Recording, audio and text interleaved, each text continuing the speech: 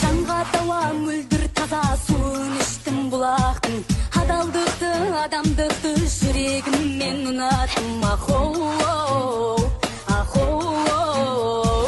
Жеке дара шапқан оза жүрік менің құмарым, әсемәмен тәтті күй қойшын өмірлік зыңарым. Қазақ халқының дүниетанымында бұрын қыз келіншектердің сұлулығы мен ары мен абыройының белгісі болған.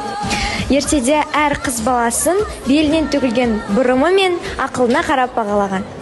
Басында қамажайдың бір талы айрылып, қамажайдан болдым күлкі.